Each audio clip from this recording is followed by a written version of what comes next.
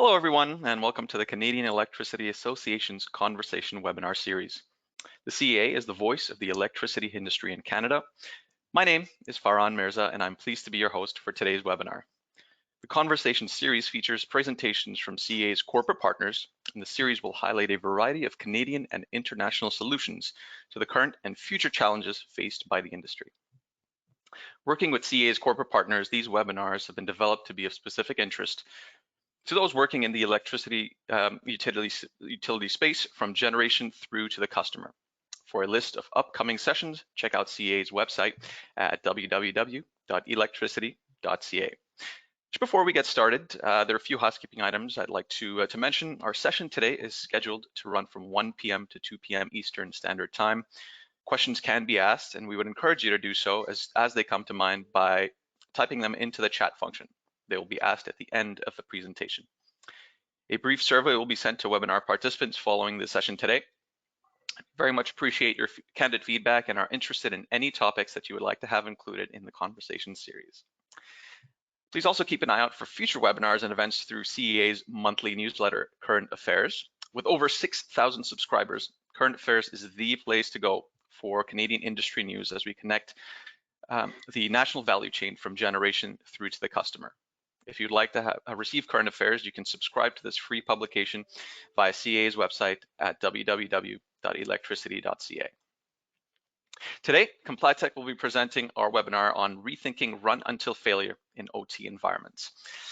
As security experts, we are used to being called into action when a breach is already underway, much like a firefighter being called into a fire when structure is already fully engulfed in flames. This is not the optimal way to maintain the operations and security of an industrial environment. A more optimal response and significant cost savings, however, could be achieved by proactively performing OT cyber maintenance before the cyber attack is underway. Just as we perform routine lubrication and maintenance on machinery in our production environments, performing cyber maintenance can yield significant security and maintenance benefits in the OT environment rather than a running on failure. This session will discuss 3 key activities that you should be doing in your OT environment to ensure that the systems within will remain reliable, secured, and fully maintained to address the security and operations tasks required both now and into the future. Joining us today is Vid Kardavikius, President of ComplyTech, to introduce today's speaker.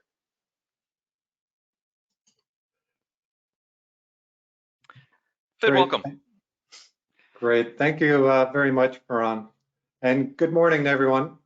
As Farhan mentioned, my name is Vid Kardavikius, and I am the president of ComplyTech, and we are proud new corporate partners with the Canadian Electric Association. At ComplyTech, we have consultants who provide IT security and NERC compliance management solutions to the North American utility sector. We hope that our association with the CEA will help provide knowledge and education on these topics. When the CEA invited us to host a webinar, we wanted to bring relevant content to the Canadian utility members. We immediately thought of Marty Edwards, who is the Vice President of Operational Technology with our corporate partner, Tenable.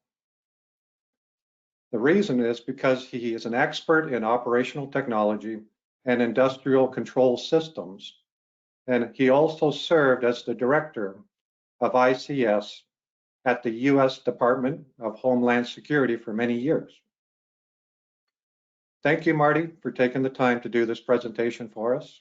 And now I'm going to pass it over to Marty.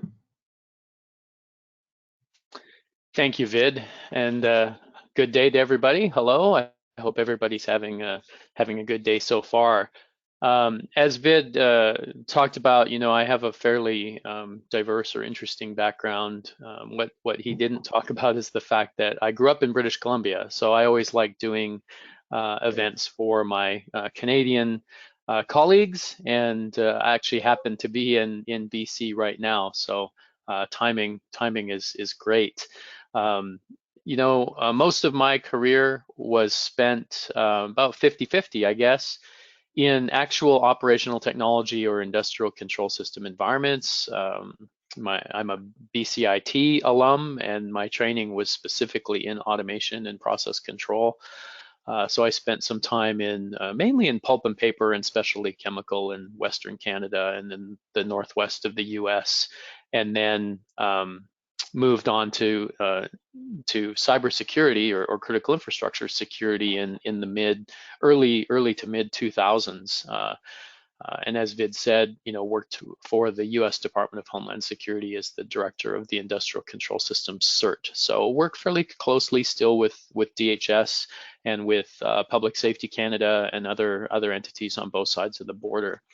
So what I wanted to talk about today is a concept that I've been kicking around for a while. And that's that, people tend to go off and purchase their OT environments or their controls environments or protective relaying environments, whether it's on the generation side, whether it's in transmission or distribution, they buy all this sort of cyber-enabled stuff, and it tends to be a capital expenditure, right? You buy it, you install it, you forget about it, and you don't touch it unless it breaks. And I experienced some of that fairly significantly, back in the day. I remember we had fairly legacy, I guess, equipment that was sort of mainframe mini computer based, and it wouldn't be it wouldn't be an out of the realm of the possible to pay something like $250,000 for one sort of pane of glass, one monitor, one screen in the control room, right? Because you had a specialized video display unit, you had all the custom cabling and everything that went back to a VAX or an HP mini computer, and this was sort of 90s type technology. I remember when we first installed, Windows NT type of technology, and we kind of drove that cost down to about $2,500 per pane of glass. And I remember being very excited about this from a program management perspective, and we did that in a number of installations. And I remember very distinctly, after those systems had been in place a couple of years, I went back to management and I said, hey, I need to update or replace these computers because I need to update to the newest version of the software, new operating system, new version of the software. And I said, so I need, X tens of thousands of dollars. And they looked at me and they said, you realize that, you haven't depreciated any of that asset yet. So you're asking us to basically write off an asset that has 20 years of depreciation on it. You have 17 years left of depreciation left on this asset. Why are you replacing it already? And that's kind of when we needed to switch from this, sort of capital expenditure CapEx environment into more of an OpEx or operating expenditure environment. And I don't think we're still there from a maintenance perspective. So I'm going to talk a little bit about these environments, some corollaries that I have in how we treat them vis-a-vis sort of maintenance practices. And full disclosure, I am not a preventative maintenance expert, right? There are people who are trained and have degrees, specifically in preventative maintenance. That's not me. I borrow some of the concepts, and I've worked around operational environments long enough to understand, but I'm by no means of an expert, and happy to take this to Q&A at the end. So type your questions in, hold them, or type them in, and we'll try to address as many as we can at the end of this session. So if you look at your industrial control system environment, your operational technology environment in terms of risk, right? My belief is that we, tend in the information security community to spend a lot of money in the IT environment, right?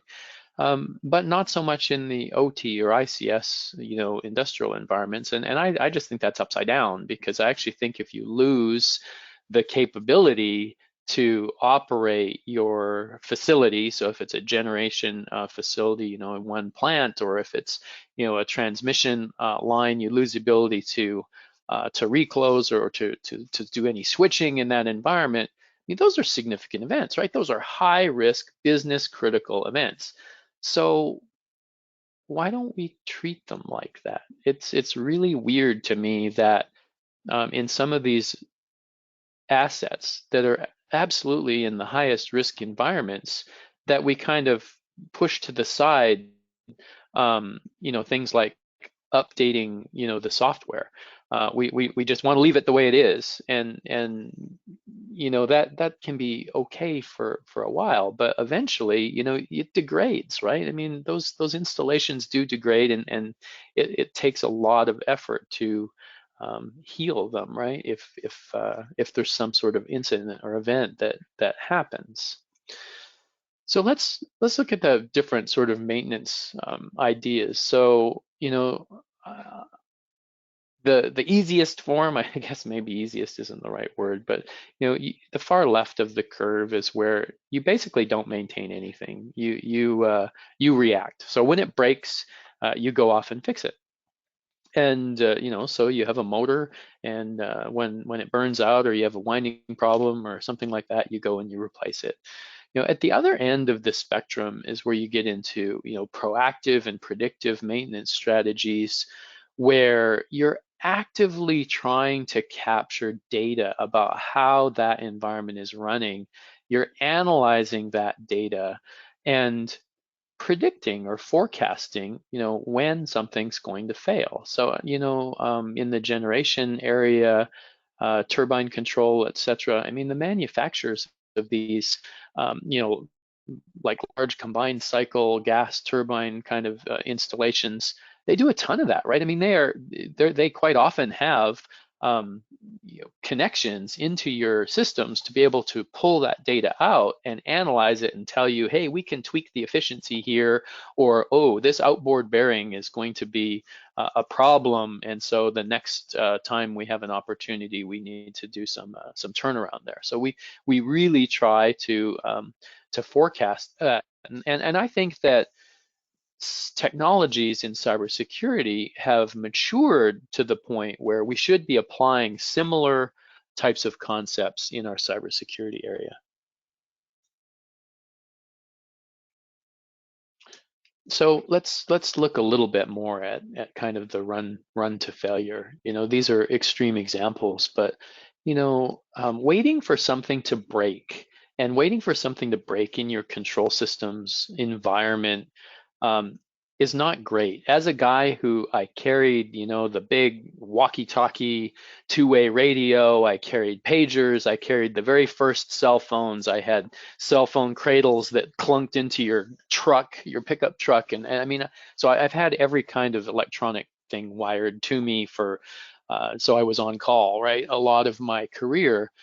I can tell you that those calls at 2:30 in the morning when something is down because of a control system failure, software, hardware, security, what have you, those are not very fun, right? Those are the best way I've seen it described is it's stressful and costly maintenance, right? So these are events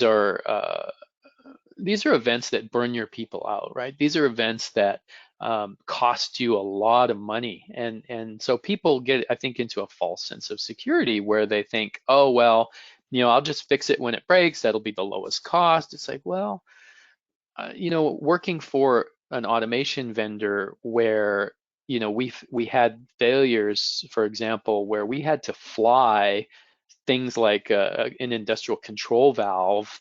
We had to charter a plane to fly the valve to get it to the customer site. Those are expensive, right? You pay extra to do that.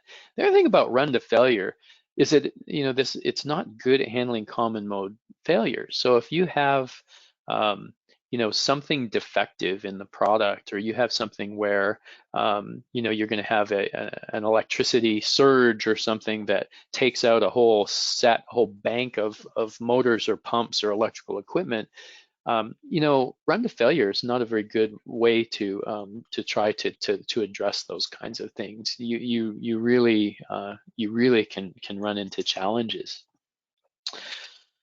So what's this look like from a cybersecurity perspective, right? So if I look at run to failure, the best example I come up with right now is ransomware, right? So we've had a lot of different examples of ransomware around the globe. You know, we've got examples like Norsk Hydro, the aluminum manufacturer here.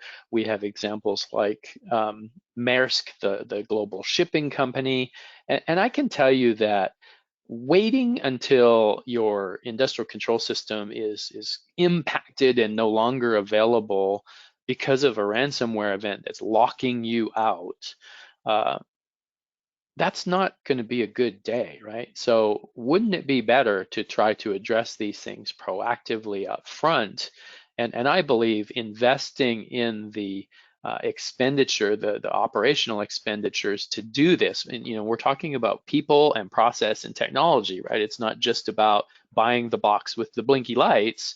You know, you need to program those things into your budgets, and in some cases I think it actually belongs in the maintenance budget, right? I mean, it is something that you are maintaining the uh, integrity of the environment, right? And in today's converged IT and OT environments, you know, I don't think you can get away from this, right? It's people still will claim, quote unquote, that they have an air gap between their operational environment and their business environment or the internet. And I'm here to say that in 90% of those cases, the air gap doesn't exist. Somebody is carrying removable media, you know, CD-ROM, USB stick. They're moving data in and out of those environments somehow. There's dial-up modems still in existence in some places, right? So you know, you have these connections into these systems, and you know, malware is going to find a way into your systems, and so you should be preparing yourself for that event. You know, um, so taking some of these examples in the sort of maintenance regimes and applying them, you know, you don't have to just do run to failure, right? You can do things like checking the lubrication oil, right? So, you know, you can do schedule based. It's kind of like your car, right? I mean, you can take your car and you know, most people don't just run it until it breaks and then go, oh yeah, I guess I should have changed the oil, right? They look in the book and it says, oh, every 5,000 kilometers or 3,000 miles, you know, I should be changing the oil in my car. And so you do. You take it into the quickie lube or whatever and get it changed. And that's a very rigorous schedule based. I mean, you don't know if the oil is actually worn out or, you know, you've sort of devalued, degraded its lubrication properties, but you do it anyway because that's the right thing to do. You know, and you can do things like that. I mean, you can take and say, okay, well, every time we're going to do a downtime, and this is a 1 year maintenance window, you know, we're going to do these specific patches, or we're going to test this hardware here and make sure the firmware on these cards is up to the latest version. I mean, you can do those in the cybersecurity area. Or you can start to try to predict based on some you know, insight, right? Take some measurements and then come back and try to take that data and analyze that data. So if you look at, you know, kind of this schedule-based, you know, preventative maintenance concept in cybersecurity, I kind of liken that or correlate it to, you know, a risk-based assessment report, right? You take, you pay a consultant a whole bunch of money, or you have an internal audit team that goes out and you, on a yearly basis or on some sort of periodic basis, go out and evaluate the system, right? So you take a tool like Tenable's Nessus and you go and look at all these devices and you go, okay, I found all these devices on my network. Here's the patch level that they're at. Here's the software that they're running. And oh, by the way, there's some outdated software on these human machine interfaces. But, you know, then it gets kind of bound into a book and put on the shelf, and it may or may not see the light of day. So you know, to me, that's kind of compliance, right? So, you know, the Vid, you know, kind of talked about some of their NERC compliance things, and you know, you certainly do have to meet those regulations and comply with them, I believe it's not enough, right? You have to go beyond just compliance and get into a proactive mode, because the compliance rules or regulations are always going to lag so far behind what most people would say is good security concepts, right? So you're better off to do more in those cases. So let's look at what this kind of looks like in the cybersecurity space. How do I move from that run to failure sort of mode into this proactive mode? And with I'm trying to make this as light on product pitch as possible. But in the Tenable world, our Tenable OT product, I think there's three key differentiators there. And I think that you can use a variety of products to do that, but I think that we're the only ones that roll all of this kind of together in a converged IT/OT area. So the first one is that you want to be able to see, right? It really boggles my mind how many incident responses that I read about or hear about where something happens, they're going to go fix it, right? So they're using kind of the run to failure capability or methodology, but then they say, well, we don't know what's on our networks. We actually don't even know where our networks are. So there's probably some OT or protection engineer who knows about that one network, but can you really wrap your arms around all of it? I mean, do you have a detailed network diagram, and do you know what assets are connected to these networks, and do you know what firmware they're running and what state they're in, and all of the different vendors, and just having a good inventory of all of that is critical. It's going to be just critical to being able to respond correctly.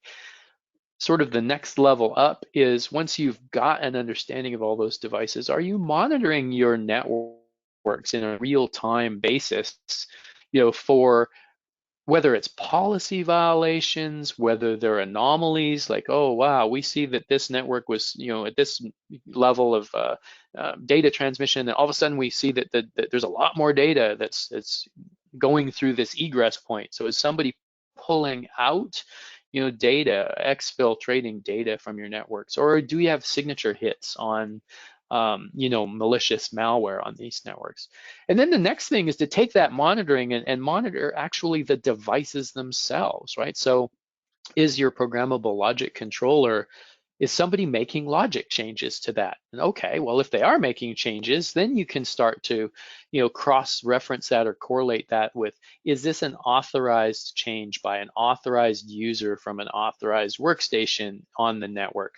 Or is it a rogue laptop somebody plugged in and made a change, kind of off shift or in off hours? Or was this sort of malware that made this change, and did it come from some compromised host somewhere in the system? And these things, I think, are all definitely things that you should be thinking about and moving towards, right? So in the first one, where we're trying to see what's going on inside of these types of devices, I liken that to kind of thermal imaging, right? We've used FLIR, forward-looking infrared, for a long time, right? So I remember packing around, a $50,000+ camera in the 90s, to take images of switch gear and that, to see where you had hot bus bars and things like that. So in this picture, you've got a motor and a pump coupled there, and in the red and the white is the windings in the motor, right? So you've got some hot spots in this motor. And how do we predict, that there's going to be a failure? So in this particular case, it was a cooling fan that had cracked or failed. And so now, before the motor pump system fails, we can actually schedule it, and we can say, okay, we need to get the right parts in, we need to be able to schedule this maintenance, and make it so that a failure of this device isn't going to take you offline. It's not going to cause you an outage, right? It's not going to cause you a production outage. It's actually going to be addressed during a routine maintenance window. We should be able to do the same thing with our devices, right? And so we actually we can go to with Tenable OT, we of course passively listen to the network, but we also have a capability that we call active device query. So this one is where if you have a Siemens or a Schneider or a Rockwell or any one of these other major manufacturers, we communicate with those devices using their own native language and own native protocols. So this isn't scanning, right? We're not scanning the entire OT network, kind of banging on these devices saying, who are you? We are listening to the network. We're determining what kinds of devices you have on the network. And then we are very surgically sending a message to them going, oh, we think that you're a Siemens S7 controller. Can you please tell us, more about yourself? And the controller will say, oh yes, I am running this version of software, and I have, these attributes, and my key switch is in run or mode or in program mode. And so we can get a lot of details about what's going on inside of that device, far more details than you can get if you're simply passively listening. A lot of these devices in the OT space, they don't talk unless they're talked to, and so you can miss a lot. So we believe we have a very high level of coverage, and that our data is extremely accurate, right? We have very accurate and granular data that can come out of these devices. So to me, that's kind of like seeing inside the device. So first and foremost, inventory, asset inventory. The next piece that we want to look at is wrapping your arms around all this sort of preventative maintenance data, right? So you're doing lubrication oil testing, you're doing vibration analysis, and you have these sensors sending data to you. You have to analyze it, right? So you put all this into a big data lake, and you have some people that are paid to go through and analyze that. And it could be the vendors themselves, right? In the case of like the turbine examples I gave before. When the security world, it's not much different, right? So you've got log data, you've got SIM data, you've got all of this data that's coming in, and in our system, it's no different. You're having this network threat monitoring type of environment where we're looking at all this network traffic, and we're providing ways for you to analyze it. It's really critical, I think, to tune those systems, right? And to it's kind of like when we used to do big startups. You'd go and start up a distributed control system in a power plant or a pulp mill. Thousands of alarms would be coming in, every hour, and the operators would be very disturbed by how many times they had to push the acknowledge alarm or silence alarm button. And so we spent a lot of time with a big printout and a red line or a pencil going through every one to tune just what was necessary for the operators to do their job. And it's no different in security. So you really need to take a look at ingesting all that data, but you really have to lower your false positive rate. You really have to tune that for what's important to you, right? And we pride ourselves at Tenable on making sure that the data that is in those systems is actionable, right? So that you don't get all these false positives, because you don't have a lot of people to respond to those areas, right? So that data comes from mainly from the passive network detection side of the house, right? And so we have network taps, sensors that are deployed in these environments. That can be deployed, within air-gapped environments too, if you choose to have an administrative backhaul network to get the data out. And then we look at it through three different sort of lenses. The first one is a policy-based lens, so you can define what you want and expect on your networks, or you can define what you don't want to see on your networks. And through policy, basically say, yeah, this is a violation of our policy, or we do not expect to see this on our policy. So we don't expect this, we want to see communications happen in this way, right? The next sort of a level or lens of that is anomaly based. So like, this device speaks to this device and nobody else. Okay, well, if it starts talking to other devices, that's an anomaly, and we can flag that for you, right? We can say, okay, look, there's something happening here. Or communications protocol baselining, so that there's the baseline looks like this, we see a jump in that baseline, we can alert you that says, hey, something's changed here, right? Or signature based, right? So we have the open source Suricata framework there, and so we have the signatures to detect the common malware families and things like that that are on the network, so we can wrap that together, and that's all in the sort of threat detection environment or area.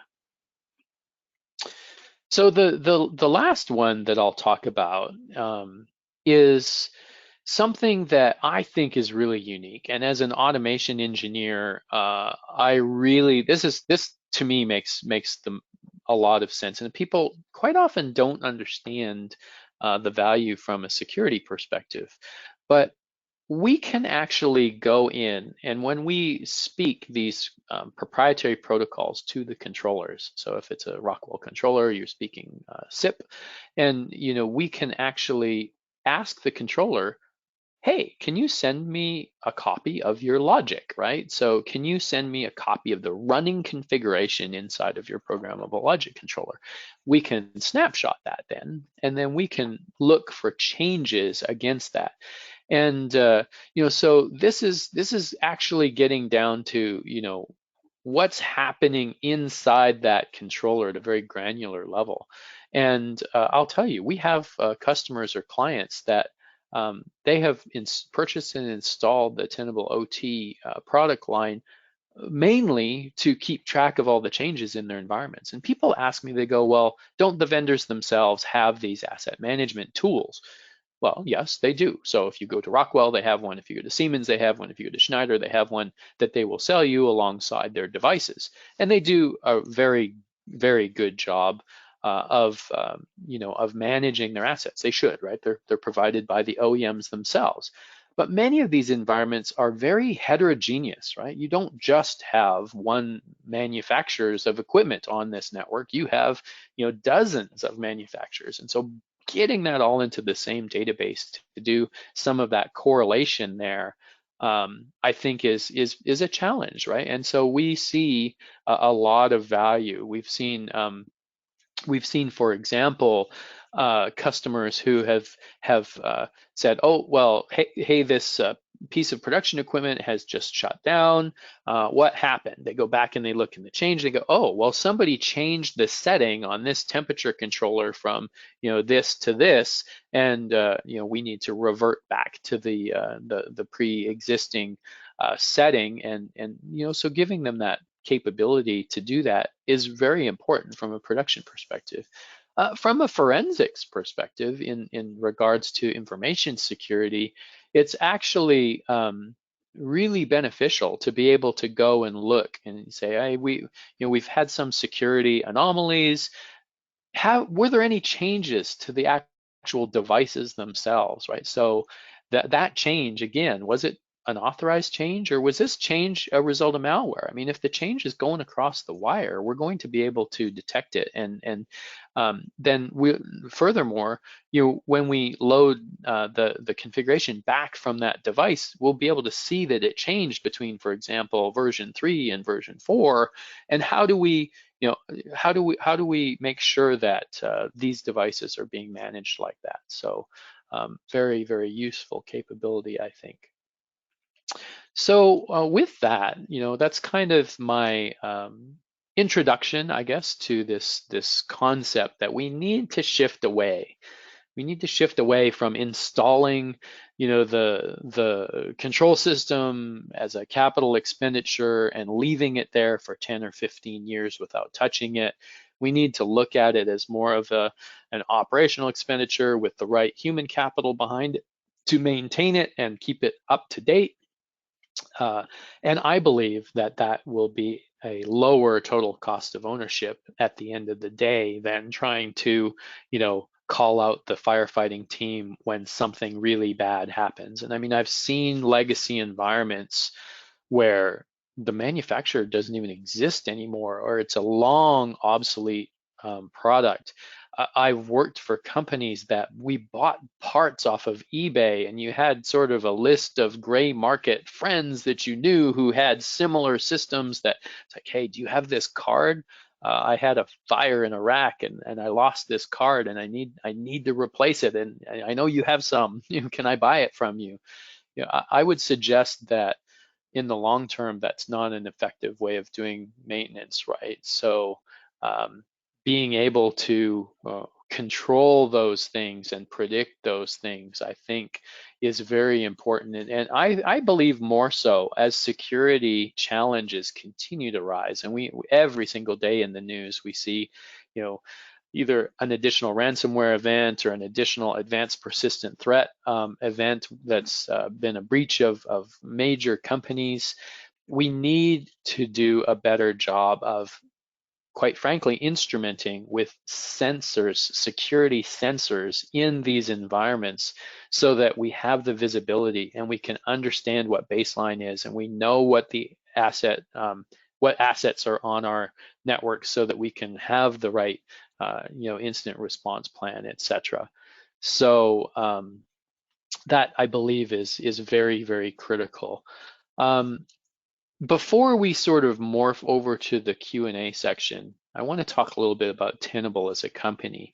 So Tenable is a global company in the information security space. Every single security person in the world, probably, including myself, has laid their hands on Nessus, right? So Nessus is a vulnerability management scanning tool in the IT environment.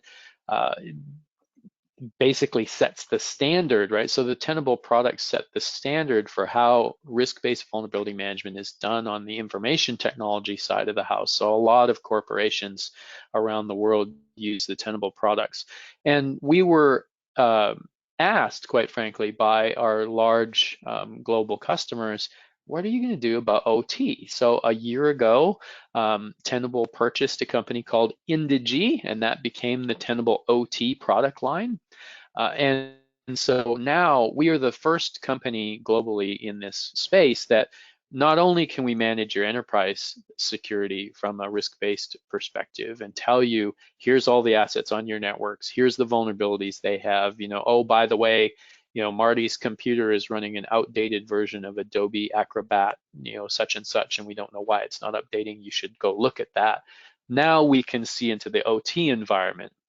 So we have these very customized protocols that we communicate with the programmable logic controllers or the protective relay systems, et cetera, to be able to understand their risk posture.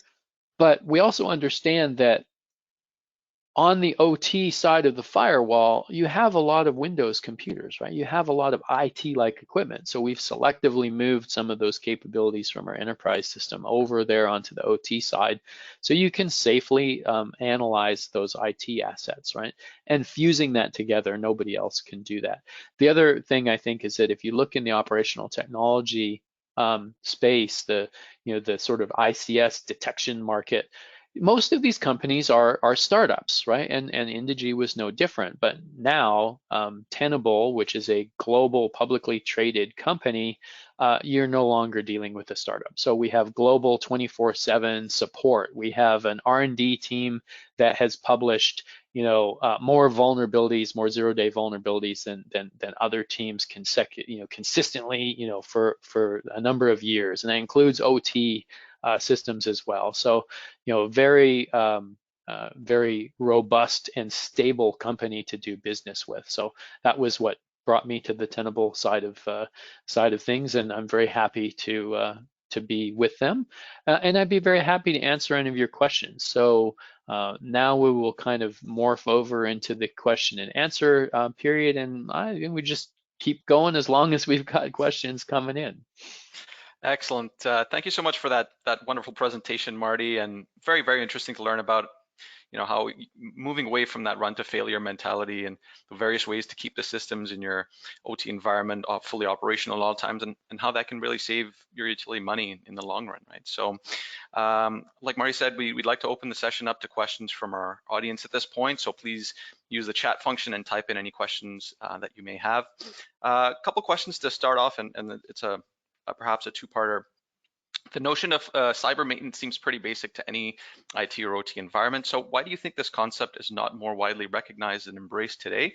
And Marty, a part B to that, so what percentage of utilities would you estimate have the type of proactive and predictive cybersecurity view that you've presented today? Yeah, so the first one, I really don't know why people don't take a more proactive approach. It seems to me that um, I think the security industry as a whole has done kind of a disservice in that we kind of go out and say, oh, buy this Blinky box and stick it on your network, and all your troubles will be over. Well, that it couldn't be farther from the truth, right? There's no blinky box that's going to solve all your security problems. You have to have the three things I talked about. It's people, process, and technology. And I intentionally put technology last, right? Even as a technology vendor, our solution isn't going to give you that much value unless you have the people in place to leverage that data and installation. And that's kind of why I talk about it in terms of maintenance, because companies understand you buy $1 million piece of machinery, a turbine, worth many millions of dollars or tens of millions of dollars. Well, you have specialists that you hire just to maintain that machine, right? Or you have contracts with third parties that have that expertise that are in place from day one. And I don't think uh, people don't really get that they need to do that in these network computerized, industrial control system sort of operational technology environments. They take the same level of care and feeding. Um, you can stick the system in and run it to failure, but you're going to be scrambling at the last minute to try to find the resources and the parts and the expertise to be able to bring it back together. And I think that um, that just continues to compound itself in the security world. So I definitely kind of think that this is it is a rather simple concept, but I think that it helps people understand how to pitch it to management, right? It's because people go, well, I don't know how to sell the how to buy a security installation to my management to get the funding approved. And I think when you start comparing it to people putting oil and grease into the machine, then the senior leaders go, oh yeah, well, we have to do that. I mean, so you've got to put the cyber grease in, right? And it's definitely a concept I think that needs some attention. And then from an estimate of how many percent, it depends. So I would say that in the NERC compliant environments where you're bound by regulation to do things, yeah, it's a higher percentage that have, some capabilities in place to be able to do that. But in general, it's pretty low. I mean, most of the people that I talk to on the enterprise side, it's mature. It's very mature. I mean, we have, a new vulnerability comes out and the plugin is released the same day, and within 24 hours, people are scanning their networks and prioritizing which assets they're going to go and address that vulnerability in, and they have graphs and charts that say, mean time to closure of that vulnerability on the enterprise side. And we understand that it's different, right? Maintenance cycles and the testing and the regression testing and everything on the OT side is much different. But I maintain that even if you can't address or fix or patch the vulnerability in your programmable logic controller, in 2 days or in a week or in 2 months, and you have to wait 6 months for an outage, it's better that you know that exists. It's better that you can characterize that as a risk. It's better that you can explain that to your boss and your boss's boss and eventually the board of directors of your company when they say, oh, we read about this thing called, amnesia or Ripple 20 or, any of these types of vulnerabilities suites or families that come out. And we can say, oh yes, 80% of our environment has been mitigated, but we have 20% that isn't, and we have to wait till the next turnaround to do that. We believe the risk is low because there's no publicly available exploit. You need to have the message, you need to have that story together, and you're not going to be able to do that unless you get this kind of continuous system in place. All right, perfect. Thank you for that answer. So next question we have, if an OT environment has legacy equipment that can easily be over 10 years old, why is a constant updated inventory necessary? Do things change so much? I'll say it depends. So I am very familiar with legacy equipment. I used some of the examples of the eBay and the gray market stuff. So I have worked with 30-year-old equipment, right? That it's a much different technology set. You know, hard drives the size of small washing machines that still are running in some locations. You know, 10 megabit hard drives that weigh 300 pounds. And when you've got a 10 meg hard drive that weighs 300 pounds, you know, an SSD that's like 10 terabytes is it's a big difference. I believe that even in those legacy environments, there are changes, right? There's going to be exceptions. There's going to be exceptions where nothing has been touched at all for 10 years. But in most of the environments, the value of the data is so high that they've put in a server on that network that is pulling the data out of these legacy machines with a protocol like OPC or some other, you know, protocol to pull the data out and serve it up to the business side. Those conduits into those systems introduce additional risk, and you should understand, you know, what's on both sides of the firewall, right? What does my IT environment look like? You know, no board of directors is going to allow you to not be instrumenting your IT corporate environment, you know, for information security stuff. That's a requirement in today's business world. In fact, the insurance carriers are now coming in and doing sort of cybersecurity assessments, and they go, you have to have a certain level of maturity before we'll even insure you. And then, oh, by the way, your premiums are going to come down as you increase your cybersecurity maturity, right? So I don't think that is very long before we'll see that in operational technology environments. So they'll come in, they'll go, oh, your control system is 20 plus years old, it's full of holes, and it's completely interconnected with your business environment. Yeah, we're not insuring you for loss. So if that thing shuts off, yeah, you're on your own. So I think that there are some real compelling reasons, and a lot of I think that you should take a really hard look in the mirror. If you believe your environment is not changing, nobody touches it. No instrument mechanic or electrician or anybody is ever connecting a laptop to it through a serial port or programming it anyway or rebooting it in any way or turning the keys from program to run mode, etc. If you really believe that those kinds of changes do not happen in your environment, I think you're fooling yourself. You should really take a hard look at that environment, and you'll find that somebody's come in and stuck an LTE, you know, cell modem on the system to pull the data out and send it to a corporate office somewhere, or there's a DSL line that a vendor attached to the system because they needed to do maintenance on it, or there's a old dial-up phone line attached. I mean, there's some scary stuff still out there. For sure. Thank you. We've got another question come in. How do you recommend to best monitor and manage non-technical security risks such as the human factor? I think that a lot of those come through policy and training. I'm a big advocate of making sure that you have information security training for everybody in an organization. It should be customized by role or job. And I mean, everybody hates kind of taking the phishing training every year. And yes, even I fail the phishing training sometimes. You know, when they send out the link that's, you know, the best one was when I was in the federal government, and, you know, literally they timed the thing so it was the day that we were all due to have to take some sort of refresher training for security reasons or something, and this little email comes in and says, oh yeah, you're delinquent in your training, click here to, you know, to take it. And it's like, oh yeah, I got to do that, click, boom, oh. So, you know, keeping people you know, well advised of what the risks are, and having policies in place, right? So you can't enforce security violations or encourage good security behavior unless you do actually have those policies in place that you can point back to.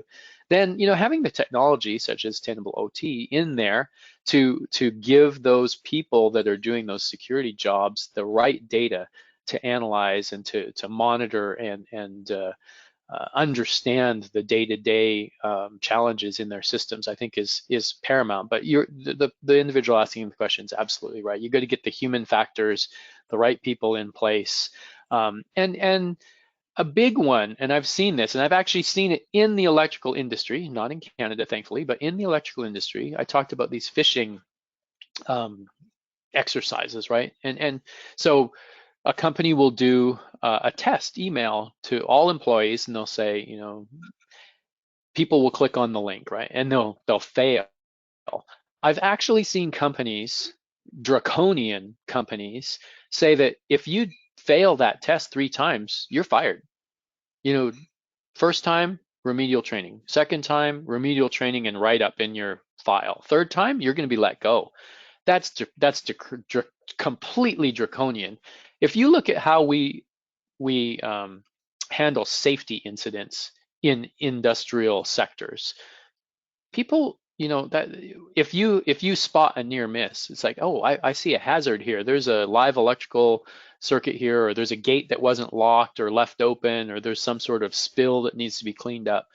You report that in a no fault way, right? You report that, it gets analyzed, it quite frankly gets celebrated a lot of times, that it's like, hey, this is a good pat on the back. Thank you for pointing this out. How do we prevent this from happening in the future to make it a more safe environment for everybody? We have to get like that in security too, right?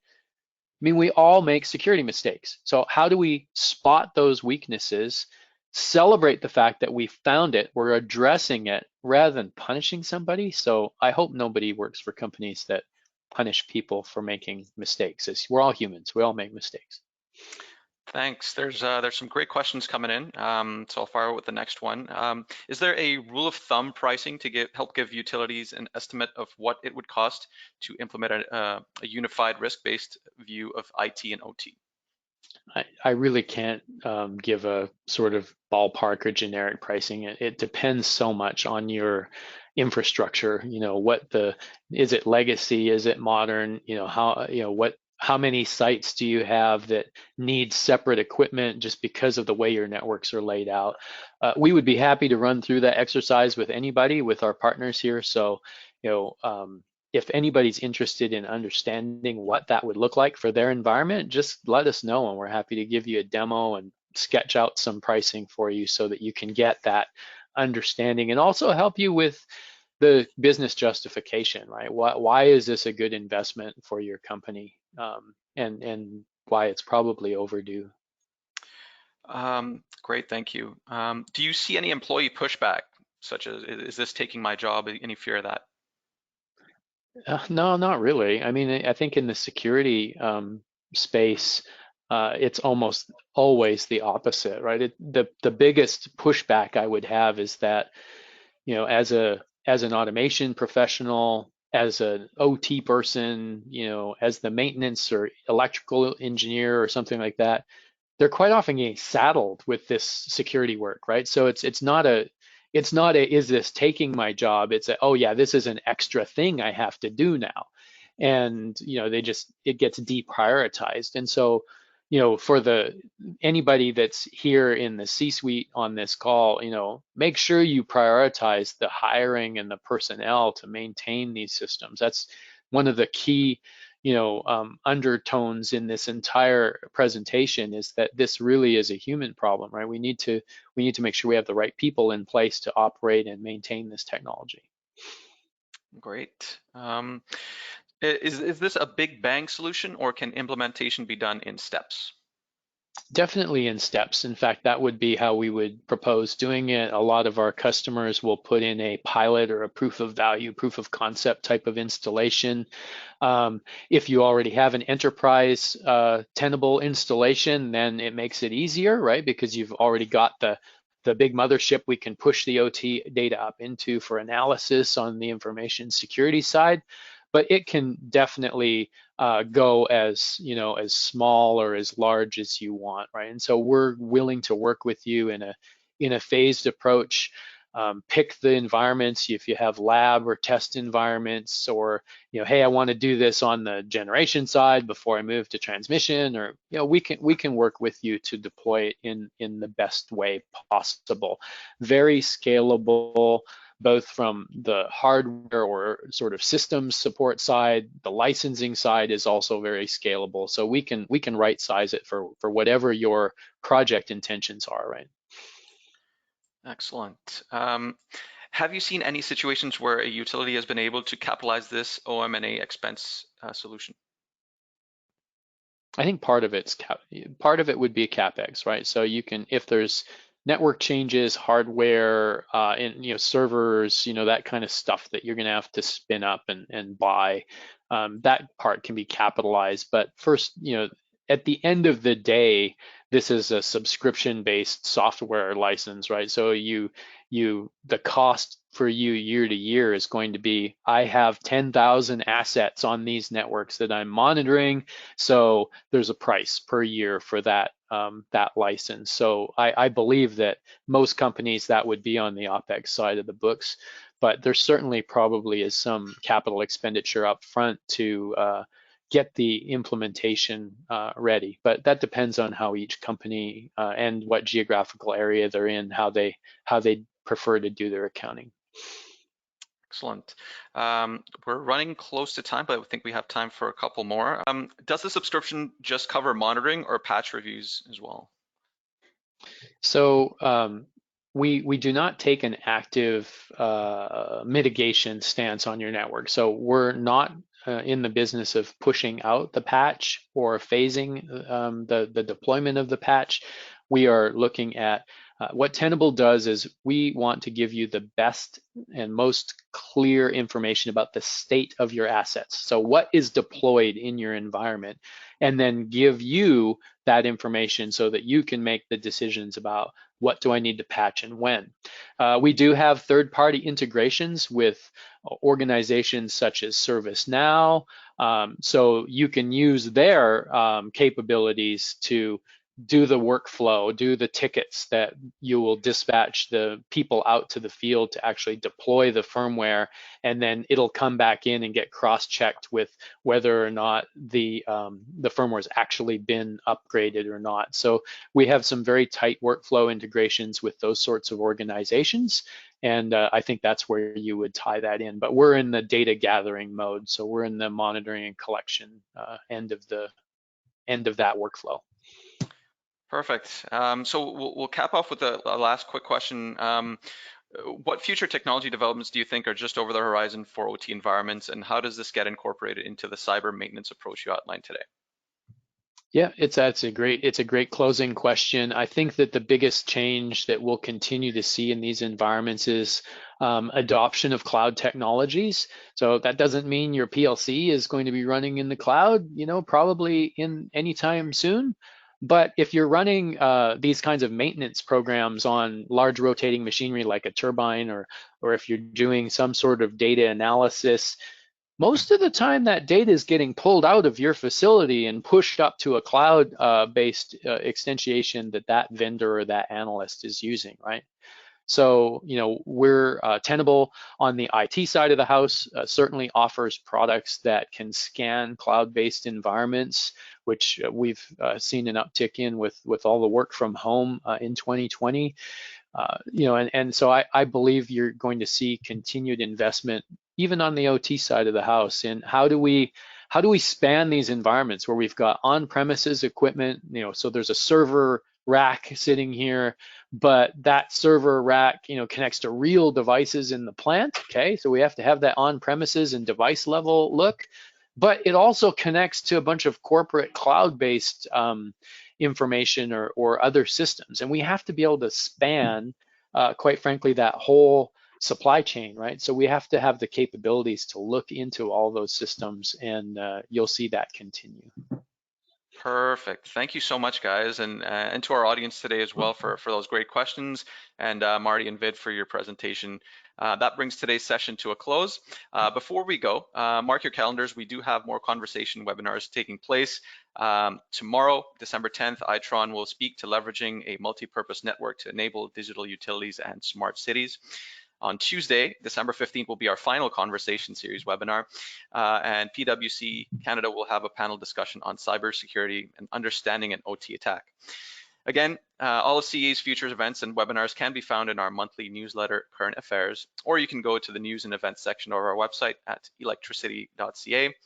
And in closing, I would once again like to thank ComplyTech, Vid, Marty, and each of you for joining us today. This concludes today's webinar, and we'll talk to you again next time. Bye for now. Take care.